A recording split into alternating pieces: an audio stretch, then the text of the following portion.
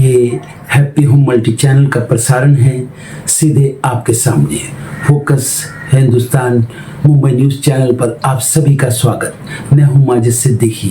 दुआ सलाम आदाब, जय भीम।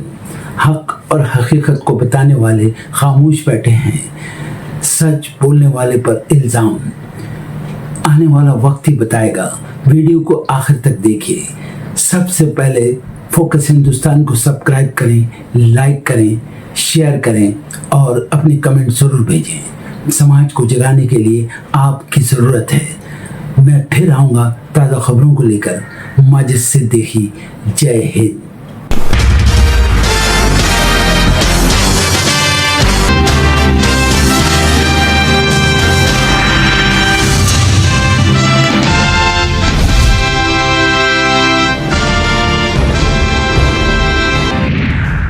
स्वतंत्रता दिवस के मौके पर लाल किले पर पीएम मोदी ने फहराया तिरंगा, देश को किया संबोधित। कहा, गुलामी की मानसिकता को मिटाना है, समय, अवसर और संकल्प हमारा है। स्वतंत्रता दिवस पर पीएम मोदी के भाषण पर कांग्रेस सांसद रजनी पाटिल का जवाब। कहा, महिला आरक्षण राजीव गांधी की पहल थी, हम परिसीमन का विरोध कर रहे। पीएम मोदी ने कहा था, महिला आरक्षण पर पार्टियां राजनीति न करें। राष्ट्रपति द्रौपदी मुर्मू ने स्वतंत्रता दिवस की पूर्व संध्या पर 78 गैलेंट्री अवार्ड्स को दी मंजूरी। इस बार 19 शौर्य चक्र, 13 मरणोपरांत पुरस्कार भी हैं शामिल।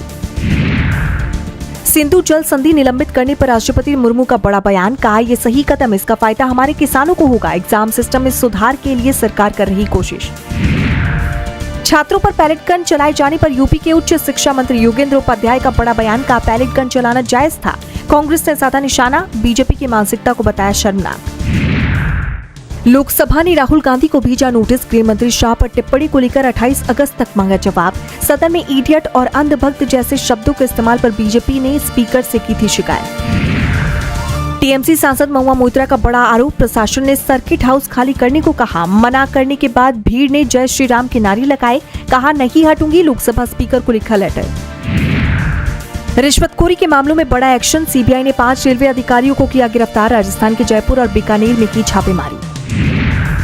झारखंड प्रदर्शन का 22वां दिन आज। अपनी मांगों को लेकर आज भी डटे रहेंगे युवा। जेपीएससी और जेएसएससी परीक्षा को रद्द कर निष्पक्ष जांच की मांग कर रहे हैं छात्र।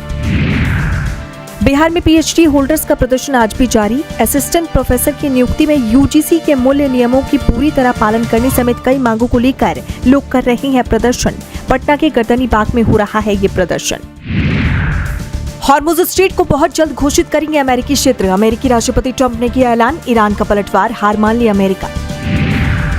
पाकिस्तान की स्वतंत्रता दिवस पर बलूचिस्तान में हमला। गृह मंत्री के काफिले पर अंधाधुंध फायरिंग। 3 पुलिसकर्मियों समेत 6 लोग घायल, जबकि 2 लोगों की गई जान। पीओके के नेता उमर नजीर ने पाकिस्तान के विकास की खोली पोल। कहा, पाकिस्तान के कब्जे में होने के चलते बदहाल स्थिति में पहुंचा इलाका। भारत के जम्मू कश्मीर की जमकर की तारीफ। शेख हसीना पर समझौता नहीं। बांग्लादेश के पीएम तारिक रहमान का दिल्ली आने से इनकार। द ट्रिब्यून की रिपोर्ट में दावा, भारत दौरे के लिए प्रत्यार्पण की रखी शर्त। इंडोनेशिया में 7.7 तीव्रता का जबरदस्त भूकंप। फ्लोरेंस आइलैंड पर कांपी धरती। सुनामी का अलर्ट जारी। तटीय इलाकों से दूर जा रहे लोग।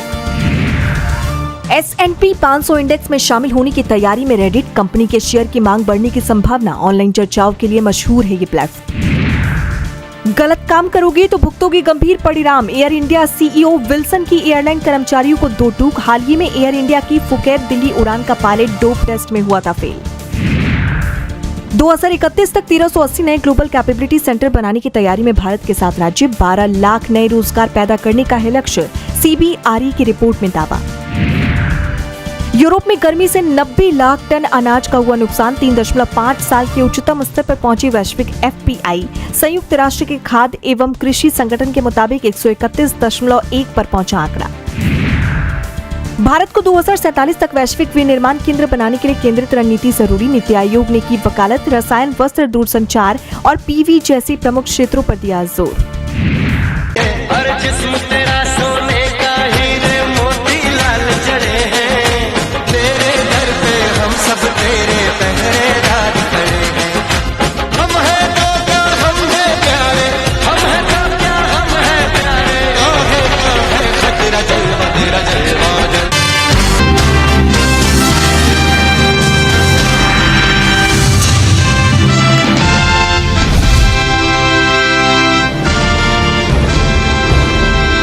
आज ही के दिन फोकस हिंदुस्तान यूट्यूब चैनल पर सब्सक्राइब करें, लाइक करें, शेयर करें और कमेंट ज़रूर भेजें। जय हिंद।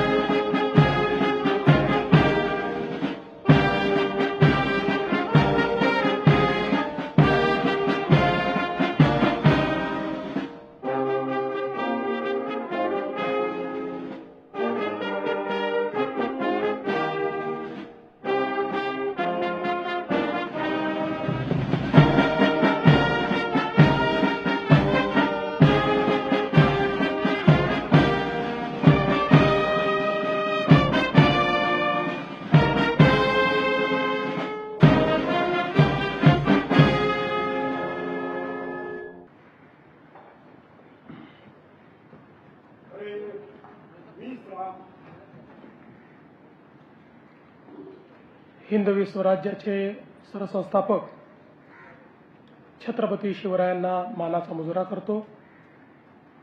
भारतीय राज्यघटनेचे शिल्पकार भारतरत्न डॉक्टर बाबासाहेब आंबेडकर यांना मानवंदना अर्पित करतो। आणि आज भारताच्या स्वातंत्र्य दिनाच्या तमाम भारतवासियांना आणि महाराष्ट्रातील तमाम जनतेला खूप खूप शुभेच्छा देतो। आज या स्वातंत्र्य दिनाच्या निमित्ताने ज्यांनी या स्वातंत्र्याकरता लढा दिला, आमचे स्वातंत्र्य संग्राम सेनानी, त्यांना मी अभिवादन करतो। आमचे क्रांतिकारक ज्यांनी या देशाकरता बलिदान केलं, त्या सर्व क्रांतिकारकांना मानवंदना अर्पित करतो। आणि त्याचसोबत आमचे सैनिक जे सीमेवर लढताना आमच्या देशाला, आमच्या देशाच्या तिरंग्याला आणि आमच्या देशाच्या राष्ट्रभूमतेला सुरक्षित ठेवतात, त्यांनाही मी आज अभिवादन करतो। खरं म्हणजे गेली 80 वर्ष या देशाने केलेली वाटचाल ही अनेकांना थक्क करून सोडणारी आहे। विशेषतः प्रधानमंत्री मोदीजींच्या नेतृत्वात गेल्या 12 वर्षामध्ये जगातल्या चौथ्या मोठ्या अर्थव्यवस्थेपर्यंतची वाटचाल ही विलक्षण आहे। आणि त्यासोबत 25 कोटी लोकांना गरिबीतनं बाहेर काढण्याचं कार्य आपला देश करू शकला, ही खरोखर आपल्या सगळ्यांकरता समाधानाची बाब आहे। आज आपण विकसित भारताकडे वाटचाल करतो।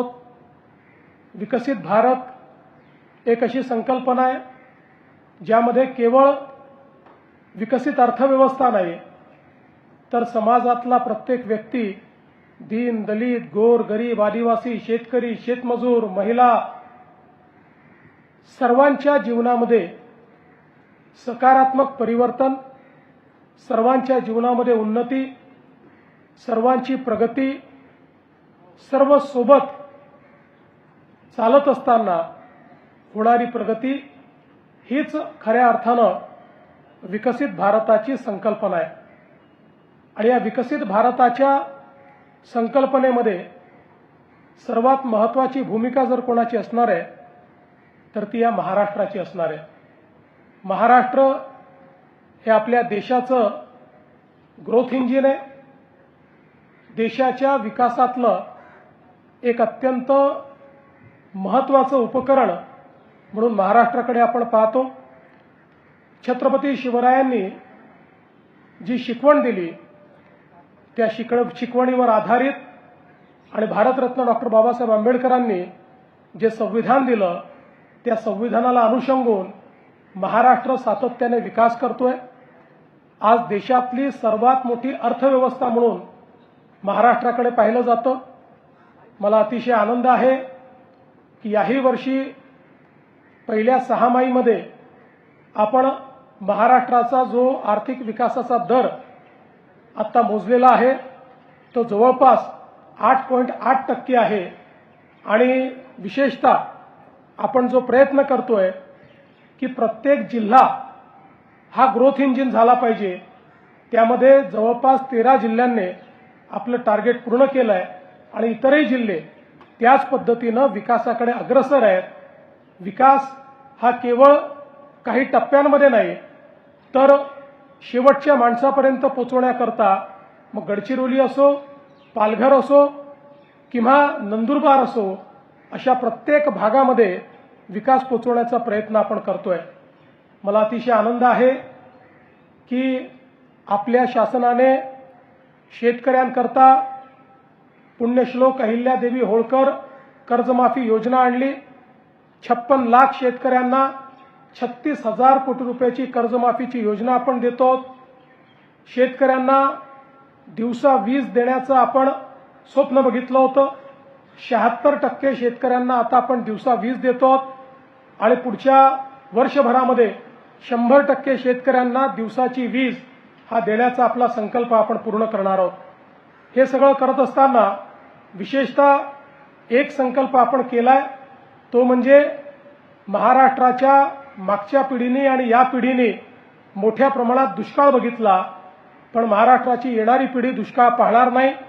मराठवाडा असेल, विदर्भ असेल, उत्तर महाराष्ट्र असेल, पश्चिम महाराष्ट्रातले काही तालुके असतील, या ठिकाणी नदीजोड प्रकल्पाच्या माध्यमातून पुढच्या काळामध्ये पाणी आणून महाराष्ट्राला कायम दुष्काळमुक्त करण्याचा आपला प्रयत्न आहे। शेतकऱ्यांसोबतच एक महत्त्वाचा निर्णय जो आपण घेतलाय तो म्हणजे आपण महिला शेतकरी हा कायदा तयार केला आणि पहिल्यांदा देशामध्ये महिलांना शेतकऱ्यांचा दर्जा हा देण्याचा निर्णय घेणारं महाराष्ट्र पहिलं राज्य आहे। याचा मला अतिशय आनंद आहे। आज आमच्या युवांकरता वेगवेगळ्या पद्धतीनं शिक्षणाच्या आणि रोजगाराच्या संधी महाराष्ट्रात आपण निर्माण करतो। अतिशय वर्ल्ड क्लास शिक्षण आमच्या तरुणाईला मिळालं पाहिजे याकरता एज्युसिटीच्या माध्यमातून मोठ्या प्रमाणात परदेशी विद्यापीठं देखील या ठिकाणी येत आहेत। आपल्याही विद्यापीठाचा दर्जा हा वाढवण्याचा प्रयत्न चाललाय आणि कटिंग एज अशा प्रकारचं शिक्षण, अतिशय आधुनिक शिक्षण हे आपण देण्याचा प्रयत्न करतो। दुसरीकडे महाराष्ट्र देशाचं स्टार्टअप कॅपिटल झालंय। सर्वाधिक गुंतवणूक महाराष्ट्रात आहे, सर्वाधिक परकीय गुंतवणूक महाराष्ट्रात आहे। त्यामुळे रोजगाराच्या सर्वाधिक संधी देखील महाराष्ट्रामध्ये निर्माण करून आमच्या युवा शक्तीला त्या ठिकाणी न्याय देण्याचा प्रयत्न आपण करतोय। समाजातले जे वंचित घटक आहेत त्या घटकांचा विकास व्हावा याकरता लक्षित योजना तयार करून महाराष्ट्राचा विकास जो आहे हा सर्वांना सोबत घेऊन कसा करता येईल हा आपला प्रयत्न आहे। मला विश्वास आहे येत्या काळामध्ये देशाच्या प्रगतीत आजही आपला महाराष्ट्र पहिल्या क्रमांकावर आहे आणि पुढेही देशाच्या प्रगतीतला सर्वात मोठा वाटेकरी आपला महाराष्ट्र असेल। आणि म्हणूनच आज आपण सगळे मिळून या आपल्या स्वातंत्र्य दिनी एवढाच निर्धार करूया की सर्वांना आपले अधिकार या ठिकाणी माहिती आहेत, जे अधिकार आपल्याला संविधानाने दिले आहेत, पण त्याचवेळी आपण सगळे आपल्या कर्तव्याची आठवण देखील करूया। ती कर्तव्य देखील आपल्या संविधानानेच आपल्याला सांगितली आहेत। सर्व नागरिक मिळून आपल्या कर्तव्याचं भान ठेवूया आणि आपला तिरंगा हा सदैव उंचच उंच राहील अशा प्रकारचं संकल्प आज करूया। पुन्हा एकदा आपल्या सर्वांना स्वातंत्र्य दिनाच्या मी मनपूर्वक शुभेच्छा देतो। हे स्वातंत्र्य चिरायू हो अशा प्रकारची ईश्वरचरणी प्रार्थना करतो आणि माझं बोलणं संपवतो। जय हिंद, जय महाराष्ट्र, जय भारत। हर जिस्म तेरा सोने का हीरे मोती लाल जड़े हैं, तेरे दर पे हम सब तेरे पहरेदार खड़े हैं। हम हैं तो क्या हम हैं प्यारे, हम हैं तो क्या हम हैं प्यारे, है तेरा जलवा तेरा जलवा।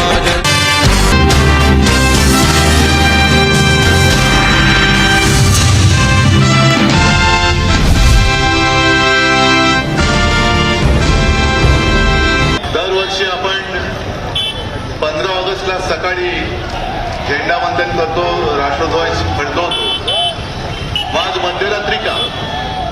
याचं कारण असं की सध्या दिवस तर वैऱ्यांचे आहेतच, मात्र आता रात्र सुद्धा वैऱ्याची आहे आणि रात्री सुद्धा जागत राहून आपल्याला आपल्या देशाच्या स्वातंत्र्याचं रक्षण केलं पाहिजे हे सांगण्यासाठी आज आपण मध्यरात्री इकडे जमलेलो आहोत.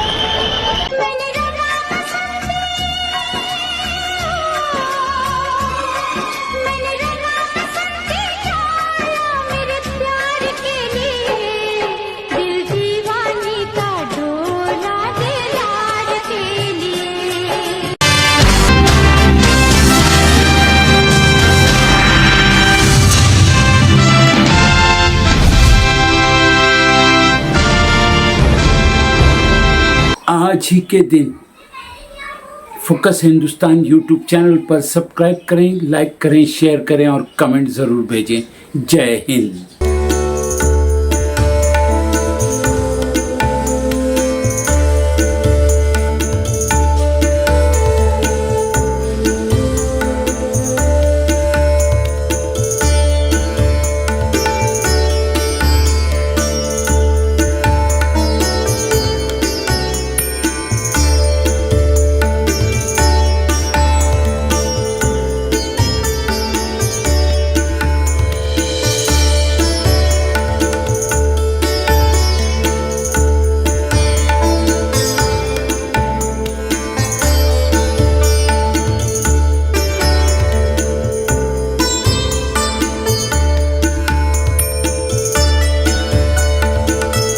मेरा मुल्क मेरा देश मेरा ये वतन, शांति का उन्नति का प्यार का चमन. मेरा मुल्क मेरा देश मेरा ये वतन, शांति का उन्नति का प्यार का चमन. इसके पास बेनिसार है मेरा तन मेरा मन. ऐ वतन ऐ वतन ऐ वतन, जाने मन जाने मन जाने मन. ऐ वतन ऐ वतन ऐ वतन, जाने मन जाने मन जाने मन.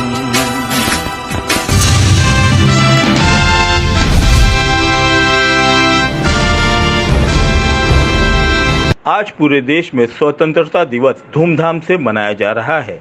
वहीं इसी कड़ी में अंधेरी ईस्ट पंप हाउस स्थित हंजन नगर में झंडा वंदन किया गया. इस मौके पर इम्तियाज देशमुख, अमीन कुरैशी, अशरफ अली, मुन्ना, पप्पू देशमुख और माजिद सिद्दीकी उपस्थित थे.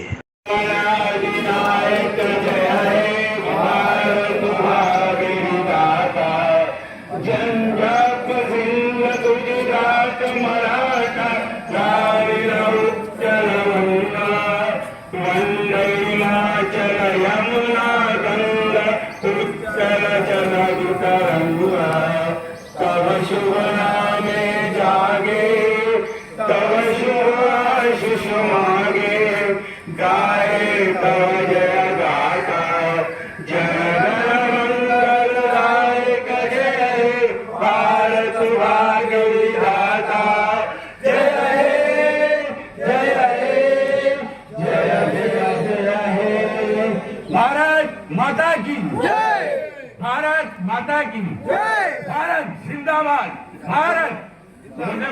जो ना अब तक हुआ कर दिखाएंगे हम, नफरतों को दिलों से मिटाएंगे हम.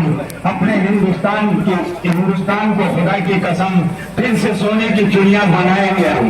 याद रखिए हमारे प्यारे बच्चों, जहाँ भी है आप आ जाएं और अपने इनामत लेके जाएं. तमाम देशवासियों को स्वतंत्रता दिवस की फोकस हिंदुस्तान की तरफ से ढेरों शुभकामनाएं.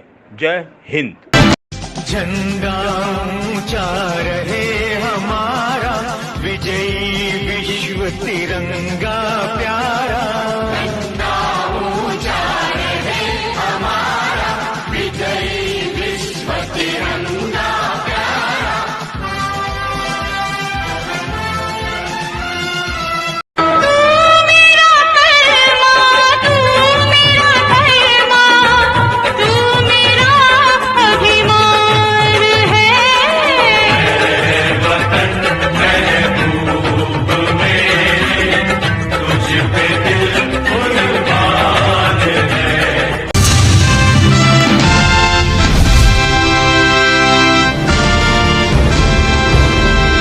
पंजाब में कानून व्यवस्था को और मजबूत बनाने और जनता की सुरक्षा को और बेहतर बनाने की दिशा में काम जोरों पर चल रहा है। पंजाब पुलिस न केवल अपराधियों से प्रदेशवासियों की सुरक्षा सुनिश्चित कर रही है, बल्कि अपनी प्रमुख परियोजना सड़क सुरक्षा फोर्स यानी SSF के जरिए सड़क सुरक्षा के क्षेत्र में भी नए मानक तय कर रही है। दरअसल SSF यात्रियों की जान बचाने के लिए समर्पित हाईवे पेट्रोल फोर्स है। पंजाब के मुख्यमंत्री भगवंत मान ने 27 जनवरी 2024 को जालंधर में SSF का औपचारिक रूप से शुभारंभ किया था। पंजाब में सड़क दुर्घटनाओं में होने वाली मौतों की उच्च दर को देखते हुए इस बल का गठन किया गया था, जहां प्रतिदिन औसतन 17 से 18 लोगों की सड़क दुर्घटनाओं में जान जा रही थी। पारंपरिक पुलिस व्यवस्था के विपरीत SSF के जवानों को नियमित कानून व्यवस्था संबंधी ड्यूटी के लिए नहीं लगाया जाता। उनका प्राथमिक दायित्व सड़क सुरक्षा, तत्काल प्रतिक्रिया और दुर्घटना पीड़ितों को मदद देना है। इस बल के पास 144 हाईटेक वाहन और 1600 से ज्यादा विशेष रूप से प्रशिक्षित कर्मी हैं, जिनमें लगभग 28% महिला पुलिसकर्मी हैं। टीमों को महत्वपूर्ण राष्ट्रीय एवं राज्य राजमार्गों और प्रमुख जिला सड़कों के 4100 किलोमीटर क्षेत्र में प्रत्येक 30 किलोमीटर पर रणनीतिक रूप से तैनात किया गया है। SSF की टीमें दुर्घटनाओं पर औसतन 6 से 10 मिनट में प्रतिक्रिया देती हैं, जो वैश्विक मानकों की तुलना में काफी तेज है। ये ड्रोन, सैटेलाइट इमेजरी और AI संचालित पूर्वानुमान प्रणालियों को एकीकृत कर पंजाब पुलिस को भारत का पहला 3D पुलिस बल बनाने की दिशा में आगे बढ़ रहा है। खास बात यह है कि SSF का प्रभाव उन सड़कों पर साफ तौर पर दिखाई भी दे रहा है जहां इसकी तैनाती है। फरवरी 2024 से जनवरी 2026 तक SSF ने 43,983 सड़क दुर्घटनाओं में पहुंचकर कुल 47,386 लोगों की मदद की। इन कार्रवाइयों के दौरान 19,973 लोगों को मौके पर प्राथमिक उपचार दिया गया, जबकि 27,413 घायल व्यक्तियों को अस्पताल पहुंचाया गया, जिससे तत्काल आपातकालीन प्रतिक्रिया और चिकित्सीय सहायता के जरिए लोगों की जान बचाने में अहम योगदान दिया गया। अब इसके फेज 2 विस्तार के तहत SSF का कवरेज मौजूदा 5500 किलोमीटर से बढ़ाकर 6000 किलोमीटर राज्य सड़कों तक किया जाएगा। लंबी अवधि की योजना विजन SSF 2047 का उद्देश्य satellite data, artificial intelligence, drone और जियो स्पेशल तकनीकों को एकीकृत करते हुए एक समग्र सड़क सुरक्षा तंत्र विकसित करना है। इसकी जानकारी देते हुए पंजाब DGP गौरव यादव ने कहा कि इस परियोजना का एकमात्र लक्ष्य विज्ञान, प्रणालियों और आपसी समन्वय के जरिए पंजाब को भारत का रोड सेफ्टी हब बनाना है। पंजाब पुलिस घटना मानचित्रण, यातायात जाम का पूर्वानुमान और आपदा प्रबंधन के लिए सैटेलाइट संचार और जियो स्पेशियल डेटा का इस्तेमाल करेगी। SSF पहले ही भारत का हाईवे सुरक्षा के लिए समर्पित पहला बल बन चुका है। मान सरकार के इस कदम से राज्य की कानून व्यवस्था में बड़े बदलाव की उम्मीद जताई जा रही है। साथ ही रोड एक्सीडेंट के केस में भी सुधार की बात कही जा रही है। इंकलाब का नारा गुजेगा, वंदे मातरम होगा, अरे नहीं झुका है ना झुकेगा ये तिरंगा, जब तक एक भी हिंदुस्तानी के सीने में दम होगा।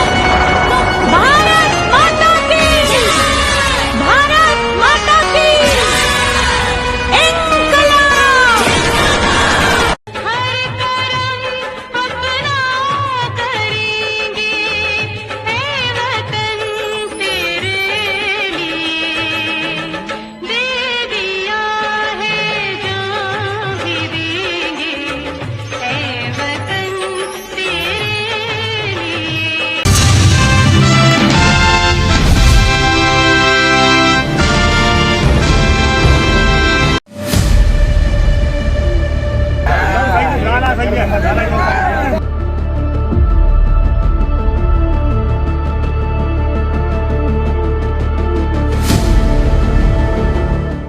हाथरस में शुक्रवार शाम करीब 7 बजे सिकंदरा राव के नायब तहसीलदार की गाड़ी ने सामने से आ रहे 2 बाइक सवारों को बुरी तरह टक्कर मार दी। हादसे में एक बाइक सवार दादा और उनके 6 साल के पोते की मौके पर ही दर्दनाक मौत हो गई, तो वहीं दूसरी बाइक पर सवार युवक गंभीर रूप से घायल हो गया। हादसे के बाद गुस्साए लोगों ने तहसीलदार की गाड़ी को घेर लिया। बताया गया कि हादसे के समय नायब तहसीलदार गाड़ी में ही मौजूद थे। जानकारी के मुताबिक ये हादसा हाथरस जंक्शन कोतवाली क्षेत्र के सलेमपुर गांव के पास मथुरा बरेली नेशनल हाईवे पर हुआ और दुर्घटना के बाद लोगों ने तहसीलदार को गाड़ी समेत घेर लिया तो जमकर हंगामा भी शुरू हुआ। जानकारी के मुताबिक गांव ठुलई के रहने वाले 56 साल के सुभाष चंद्र किसान थे। उनका 6 साल का पोता दक्ष था। शुक्रवार शाम दोनों बाइक से गांव लौट रहे थे। सुभाष बाइक चला रहे थे और दक्ष उनके साथ पीछे बैठा था। तो वहीं नायब तहसीलदार अशोक गुप्ता सिकंदरा राव से हाथरस किसी सरकारी काम से आ रहे थे। इसी दौरान सामने से नायब तहसीलदार की गाड़ी ने बाइक को जोरदार टक्कर मार दी। टक्कर के बाद सुभाष और दक्ष की मौके पर ही मौत हो गई। ठुलई निवासी सुभाष चंद्र सिंह खेतीबाड़ी कर परिवार का पालन पोषण करते थे। शाम को दादा पोता मोपेड से गांव वापस आ रहे थे कि तभी ये हादसा हुआ। सिकंदरा राव के नायब तहसीलदार की सरकारी गाड़ी नंबर UP 86 M3288 जिस पर मजिस्ट्रेट भी लिखा था, वो बेहद ही तेज रफ्तार में आ रही थी, जिसके बाद उन्होंने मोपेड में सीधी टक्कर मार दी। तो वहीं दूसरी बाइक पर सवार गांव के ही सोनू गंभीर रूप से घायल हो गए। पुलिस ने उन्हें जिला अस्पताल पहुंचाया, जहां से डॉक्टरों ने गंभीर हालत में अलीगढ़ रेफर कर दिया। हादसे के बाद मौके पर बड़ी संख्या में ग्रामीण जुट गए। उन्होंने नायब तहसीलदार की गाड़ी को घेर लिया और हंगामा शुरू कर दिया। गांव वालों ने पुलिस और प्रशासन के खिलाफ नारेबाजी शुरू कर दी, जिसके बाद गाड़ी में तोड़फोड़ तक की गई।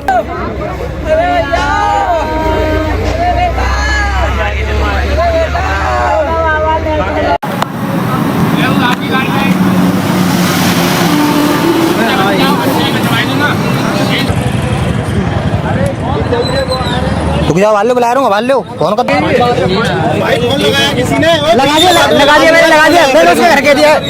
सर सलेमपुर पे एक घटना हुई है जिसमें सरकारी की गाड़ी से एक्सीडेंट बताया जा रहा है ठुलई पे, क्या घटना हुई है? बागला में आपके क्या नाम है जानकारी मिली तो वो एक्सीडेंट हुआ है। यहाँ पर आपके क्या नाम है 3 लोग आए हैं, जिसमें से आपके 2 की डेथ हो गई है, तीसरा गंभीर रूप से घायल है सोनू, और उसके लिए क्या नाम है अलीगढ़ आपका हायर ट्रॉमा सेंटर के लिए रेफर कर दिया गया है। किसके द्वारा एक्सीडेंट हुआ? ये गाँव का नाम है ठुलई का है। अब अभी पूरी तरह से पुष्टि तो नहीं हुई है, लेकिन सामान्य रूप से पता चला वहाँ का जो लोगों का आरोप है कि किसी सरकारी गाड़ी से एक्सीडेंट। सूचना मिलते ही पुलिस घटनास्थल पर पहुंची। उन्होंने पहले नायब तहसीलदार और अन्य कर्मचारियों को गांव वालों से बचाया। स्थिति को देखते हुए कई थानों का पुलिस बल भी मौके पर बुलाया गया। घटना की सूचना पर उप जिलाधिकारी सदर, उप जिलाधिकारी सासनी समेत अन्य अधिकारी भी पहुंचे। ग्रामीणों ने कुछ देर हाईवे पर जाम लगाए रखा। अधिकारियों ने उन्हें समझाकर शांत कराया, जिसके बाद कड़ी मशक्कत के बाद जाम खुलवाया गया। साथ ही पुलिस ने दोनों शवों को पोस्टमार्टम के लिए भी भेज दिया और हादसे की जांच शुरू कर दी। पुलिस अधिकारियों का कहना है कि सड़क हादसे में दादा और पोते की मृत्यु हुई है। कार पुलिस के कब्जे में है और अग्रिम कार्रवाई की जा रही है। फिलहाल पुलिस ने मामले में संबंधित धाराओं में रिपोर्ट दर्ज कर मामले की जांच शुरू कर दी है। तो वहीं जब मृतकों के परिवार को इस हादसे की सूचना मिली तो पूरे गांव में कोहराम मच गया। हालांकि अभी तक इस घटना के पीछे किसी की भी जवाबदेही सामने नहीं आई है, लेकिन लोगों ने आरोपी पर सख्त कार्रवाई करने की मांग उठाई है। साथ ही तहसीलदार की गाड़ी की ओवर स्पीडिंग पर भी कई गंभीर सवाल उठ रहे हैं।